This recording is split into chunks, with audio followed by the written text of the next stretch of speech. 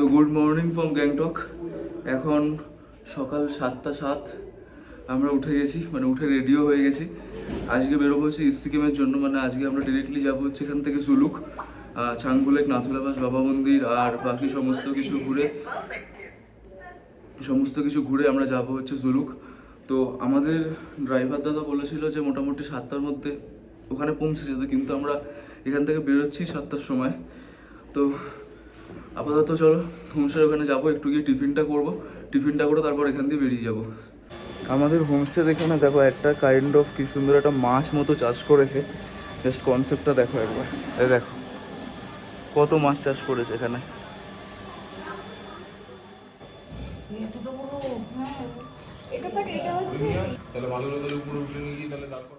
এতটা জোরে খিদে পেয়েছিল যে ভিডিও করারও টাইম পাইনি। একবার তো রুমটা দেখে আসছি যে আমরা রুমে কোনো লাগেজ রেখে এসেছি কিনা।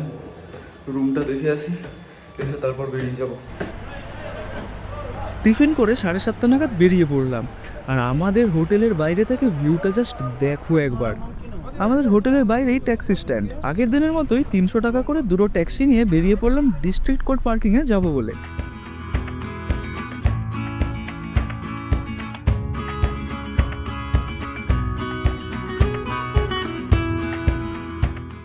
ব্যস্ত অথচ শান্ত এই শহরকে আলবিদা জানিয়ে আমরা এগিয়ে চললাম।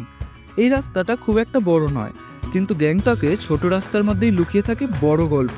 গাড়ি বাঁক নেয়, একদিকে পাহাড়, অন্যদিকে হালকা ঢালু রাস্তা। দূরে রঙিন বাড়িগুলো যেন স্তরে স্তরে সাজানো। 15 মিনিট মতো জার্নি করে এসে পৌঁছালাম ডিস্ট্রিক্ট কোর্ট পার্কিংয়ে। তো আমরা ডিস্ট্রিক্ট কোর্ট পার্কিংয়ের সামনে এসে এখন দাঁড়িয়ে রয়েছি। তো আর আমাদের দেখো লাগেজ এখানে তোলা হচ্ছে, একদম ওপরে এখানে লাগেজ তোলা হচ্ছে। লাগেজ তুলে নিয়ে আমরা বেরিয়ে যাব। এখন প্রায় 8টা বাজে, আর বেশি দেরি করবো না, কারণ 3rd মাইল চেকপোস্টের সামনে আবার জ্যাম লেগে গেলে সমস্যা। তাই চলো গাড়িতে উঠে একেবারে দেখা হচ্ছে। তো ফাইনালি 8:15 নাগাদ শুরু করলাম ইস্ট সিকিম ট্রিপ। আমরা আজকে যাচ্ছি one of the highest motorable পাসে। নাথুলা পাসের অল্টিটিউড প্রায় 14,000 ফিট, মানে গ্যাংটক থেকে 9,000 ফিট ওপরে উঠলে তারপর নাথুলা। কালকে গ্যাংটক আসার পথেই আমরা সুনীলদাকে পারমিটের জন্য সব ডকুমেন্টস আর টাকা দিয়ে দিয়েছিলাম। আমাদের সবার ভোটার কার্ড আর পাসপোর্ট সাইজের ফটো লেগেছিল। নাথুলা পাস পারমিটের জন্য আলাদা করে 6,000 টাকা লেগেছিল।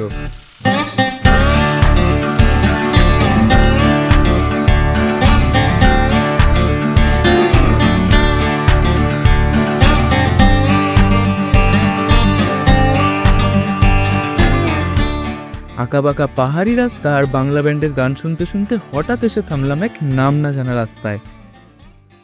তো 3rd মাইল চেকপোস্টের আগে আমরা একটু দাঁড়িয়ে রয়েছি এখানে। আমাদের যিনি ড্রাইভার দাদা, উনি পারমিট আনতে গেছেন।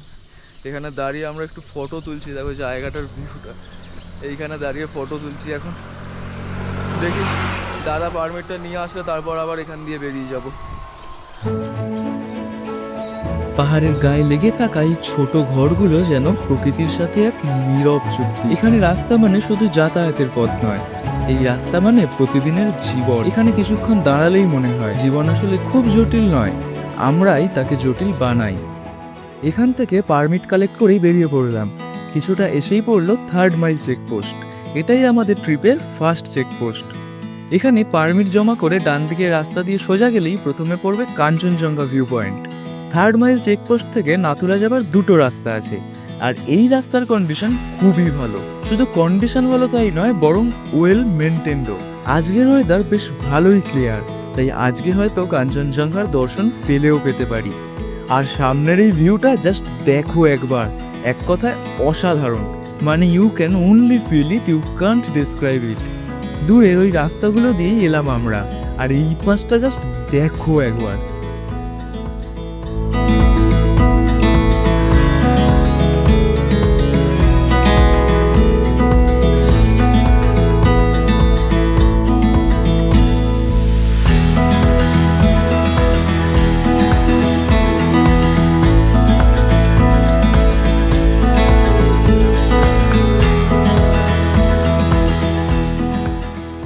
এই রাস্তার ন্যাচারাল বিউটির পাশাপাশি একটা অ্যাডিশনাল বিউটি যোগ করে এই প্রেয়ার ফ্ল্যাগগুলো।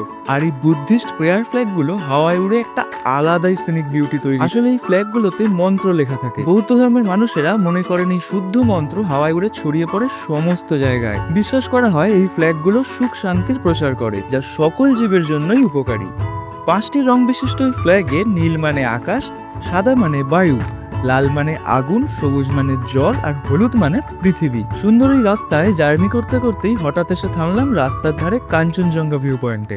ফাইনালি আমরা এতদিন পর কাঞ্চনজঙ্ঘার দেখা পেয়েছি, প্রথমবারের মতো এত ঘোরার পর।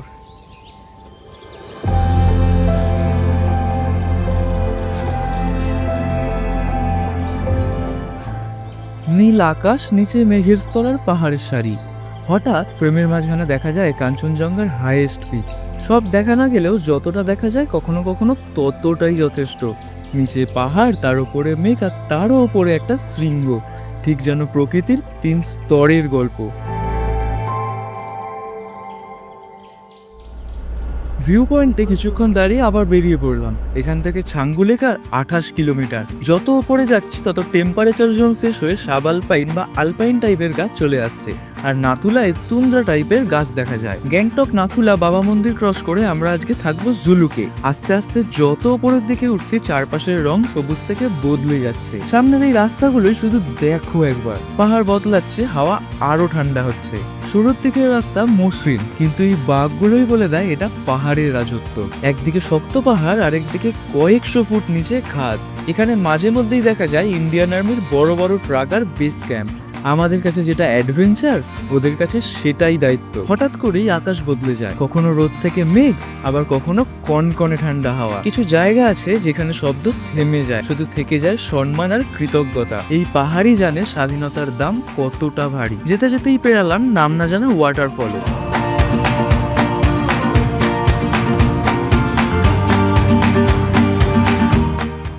ডিসেম্বর থেকে এখানে বরফ পড়া শুরু হয়, থাকে ওই মার্চ পর্যন্ত। এখান থেকে ছাঙ্গু লেখার 8 কিলোমিটার। তোমরা যদি কেউ ইস্ট সিকিমে বরফ দেখতে চাও তাহলে ডিসেম্বরের দিকেই এসো।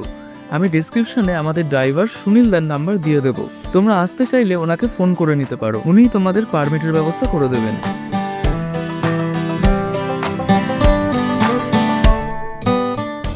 পাহাড় বদলাচ্ছে, হাওয়া আরো ঠান্ডা হচ্ছে। প্রায় 30 মিনিট মতো জার্নি করে এসে থামলাম এক লোকাল দোকানে।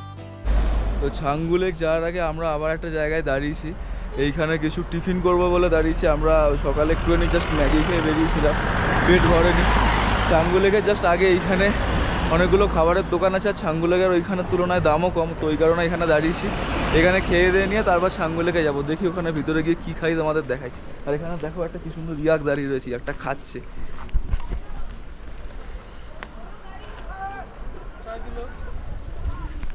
এই যে সামনের এই দোকানটা, এখানে আমরা যাব খাওয়ার জন্য।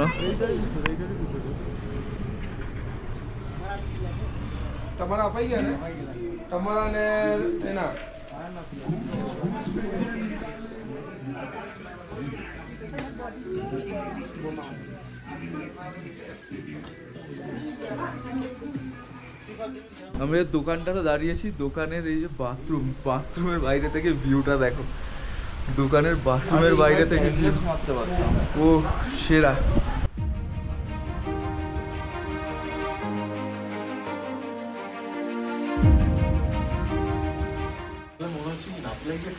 সামনের ওই জায়গাটা দেখো, ওইখানটা যে লাইটটা রিফ্লেক্ট করছে, ওখানটা বরফ পড়ছে, ওইখানটা পুরো সাদা হয়ে রয়েছে একদম। আমার আঙুলে সোজাসুজি এইখানটা জুম করে দেখাচ্ছি, দাঁড়াও।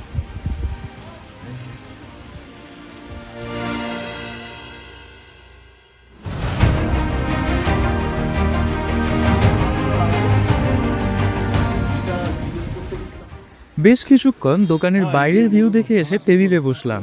আমরা অর্ডার দিয়েছিলাম মোমো আর কফি। এই হচ্ছে আমাদের মোমো আর কফি।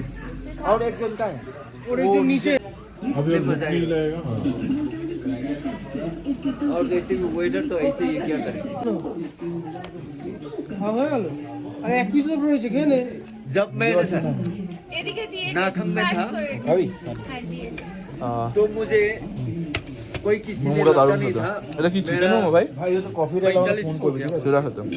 45 এটার সাথে ওই চাটনিটা, हो गया बोल के विश्वास ही नहीं हुआ। চাটনিটা সেটা খেতে। उस समय मैं इतना दुबला पतला भी नहीं था, गोरा भी। তো এখান থেকে খেয়ে দিয়ে এবার বেরোচ্ছি।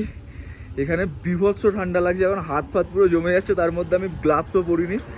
আর সময় তো দেখালে আমি মনে হচ্ছে বরফ পড়ছে। যদি এটা হয় তাহলে আমরা ছাঙ্গু লেকের রোপওয়েতে উঠবো, রোপওয়ের ওপর উঠে তোমাদের দেখাচ্ছি। যদি বরফ পড়ে তো তাহলে খুব ভালো, দেখা যাক। মনে হচ্ছে নাথুলা পাশেও বরফ পাবো। আর আমার পিছনের এই ভিউটা শুধু দেখো, পুরো ক্লিয়ার স্কাই, মানে মেঘ আছে যদিও, এখন একটু আগে পুরো ক্লিয়ার স্কাই ছিল।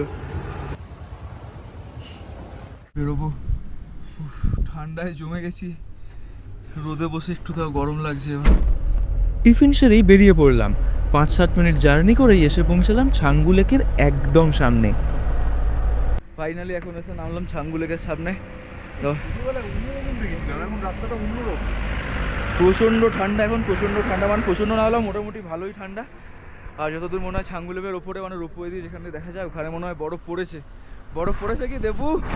ঘুরেছে তো অবশ্যই, কারণ হচ্ছে গাছের পাতাগুলো যদি ওখানে দেখাস, ওদিকে দেখ পুরো সাদা সাদা হয়ে আছে, চকচক করছে পুরো একদম, মানে পুরো সূর্যের আলোতে পুরো একদম জাস্ট চকচক করছে। তোর ফিলিংস অসাধারণ, তোর ফিলিংস অসাধারণ। বাট আমি জানি না কেন ছোটবেলায় যখন এসেছিলাম ছাঙ্গু লেকটা অন্যরকম দেখেছিলাম, এখন অন্যরকম। ছাঙ্গু লেকটা কি অন্যরকম হয়ে গেছে? তোমরাই দেখে বলো, তোমরাই দেখে বলো ছাঙ্গু লেকটা কি অন্যরকম হয়েছে না হয়নি।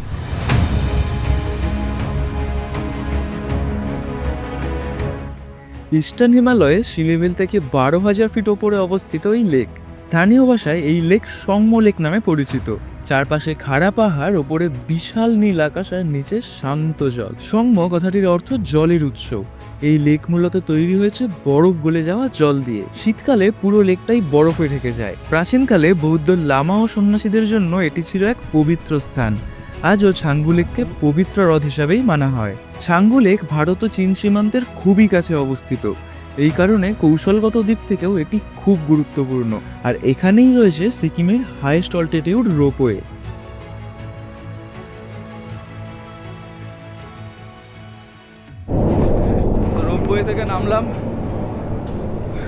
রোপওয়ে থেকে নামলাম, এবার আমরা যাব হচ্ছে নাথুলা। অনেকটাই দেরি হয়ে গেছে, এখন প্রায় 12টা বাজতে যায়। যাই নাথুলার দিকে যাই, নাথুলাটাও ঢুকতে হবে এবার। আর এই হচ্ছে ছাঙ্গু লেক নিচে দিয়ে। এইখানে অ্যাকচুয়ালি পুরো ছাঙ্গু লেকের হিস্ট্রিটা লেখা আছে, ছাঙ্গু লেকের উৎপত্তি কীভাবে এবং তার বৈশিষ্ট্য কী। আর এখানে হচ্ছে আমাদের সিকিমের পুরো ঘোরার জায়গা। এতগুলো টোটাল ভিউ পয়েন্ট আছে। এই দোকানটাতে আমরা ঢুকছি একটা টুপি কেনার জন্য। আগেরবার যখন সিকিম এসেছিলাম তখন আমরা এই হোটেলটাতেই খেয়েছিলাম আর চাউমিন খেয়েছিলাম। এবারে এসেছি, এবারে কিছু খাচ্ছি না, জাস্ট একটা জিনিস কিনছি, কিনে নিয়ে বেরিয়ে যাব। প্রায় 12টা নাগাদ আমরা ছাঙ্গু লেক থেকে বেরিয়ে পড়লাম। আর ছাঙ্গু লেকের রোপওয়ের একটা আলাদা ভিডিওর লিঙ্ক আমি ডিসক্রিপশনে দিয়ে দেবো, তোমরা চাইলে দেখে এসো। খুব সুন্দর একটা ভিউ পাওয়া যায় ওয়েদার ক্লিয়ার থাকলে। এখান থেকে নাথুলা আর 16 kilometre. Nathula pass one of the highest motorable pass. আচ্ছা, এই প্রসঙ্গে বলে রাখি, হিস্টোরিক্যালি ইন্ডিয়ার সাথে কিন্তু চায়নার কোনো ল্যান্ড বাউন্ডারি ছিল না। বাউন্ডারি ছিল ইন্ডিয়ার সাথে তিব্বতের। বেসিক্যালি ওটাই ভারত চীন বাফার হিসাবে কাজ করে। 1951 সালে যখন চীন তিব্বতকে সংযুক্ত করে তখন ডিরেক্ট ল্যান্ড বাউন্ডারি তৈরি হয়। চায়না যখন তিব্বতকে সংযুক্ত করে ঠিক তখনই সিকিম ইন্ডিয়ার একটা প্রোটেক্টরেট হিসাবে ইন্ডিয়ান টেরিটরির অন্তর্ভুক্ত হয়।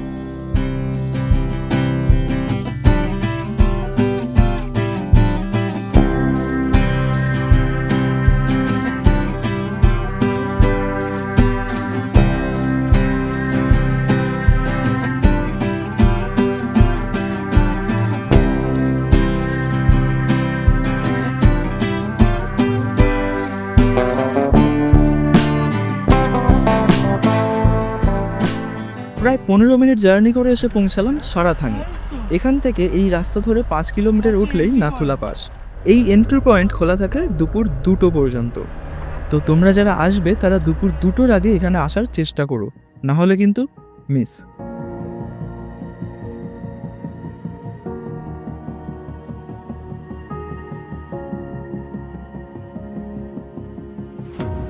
ইন্ডিয়া চাইনা ইন্টারন্যাশনাল ট্রেডে এই পাস বিশাল ভূমিকা নেয়, কিন্তু 1962-তে ইন্ডিয়া চাইনা ওয়ারের পর এই পাসকে ডিপ্লোম্যাটিক্যালি সিল করে দেওয়া হয়। 2006 সালে এই পাস আবার রিওপেন হয়, আর পাশের এই লেকটার নামই সারাথাং লেক। এই রাস্তায় প্রচুর মিলিটারি বেস ক্যাম্প রয়েছে, তাই তোমরা যারা এখানে আসবে তারা অন্তত এই বেস ক্যাম্পের ভিডিও করবে না, কারণ এটা একটা ন্যাশনাল সিকিউরিটির ইস্যু হতে পারে।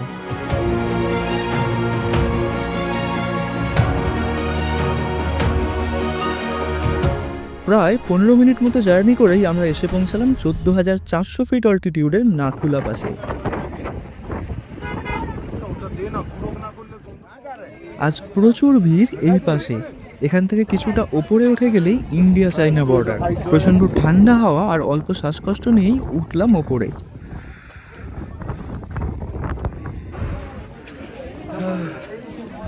Anyone interested in this? অনেক কষ্টে উঠে এসেছি আমরা এখন এখানে, শ্বাসকষ্ট হচ্ছে। সামনে দাঁড়াও, ভিউটা দেখাই।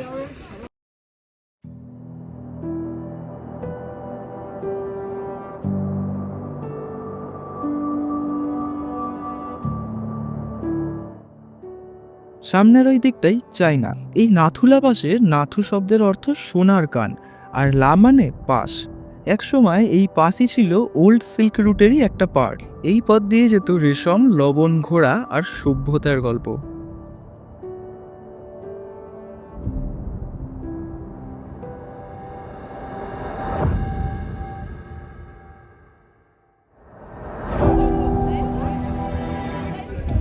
এত ঠান্ডা লাগছে, এত হাওয়া দিচ্ছে, মাথা ধরে গেছে। আর নাথুলা পাসের এই পাশে বরফও পড়েছে, বেশ মোটামুটি বরফ পড়েছে। বরফের দেখো জাস্ট জায়গাটা। এখানে প্রকৃতি রুক্ষ কিন্তু অসাধারণ। হালকা বরফে ঢাকা রুক্ষ পাহাড়, নীল আকাশ আর তীব্র হাওয়া। শীতকালে এখানে টেম্পারেচার নেমে যায় 0-র নিচে। ওই দিকের ওইটা চাই না, রাইট? ওই যে বিল্ডিংটা দেখছি এটা চায়না বিল্ডিং। এটা? হ্যাঁ, এটা চায়না বিল্ডিং, এই পাশেটা ইন্ডিয়া বিল্ডিং। মানে আমরা চাইনায় দাঁড়িয়ে আছি এখন? না, আমরা ইন্ডিয়াতেই রয়েছি। মানে এটা হচ্ছে ওই কি একটা বলে, ওই বিল্ডিংটা চায়না তোর ইন্ডিয়া।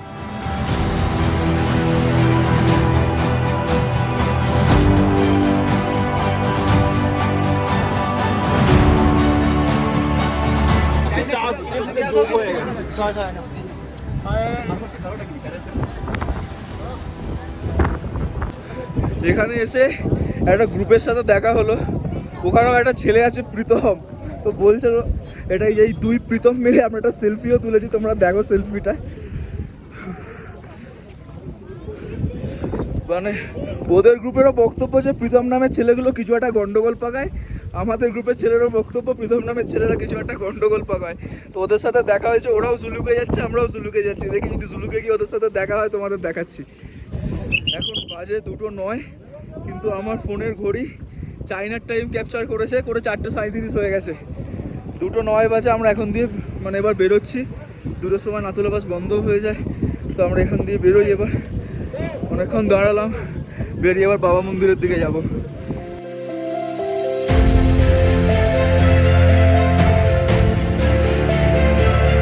নাথুলা পাসের সৌন্দর্য দেখে আর মিলিটারি ক্যাম্প থেকে 1 কাপ কফি খেয়ে প্রায় 2:30 নাগাদ বেরোলাম বাবা মন্দির নাথাং ভ্যালি হয়ে জুলুকের দিকে যাব বলে। 3, 2, 1, জয় ভারত মাতা কি জয়।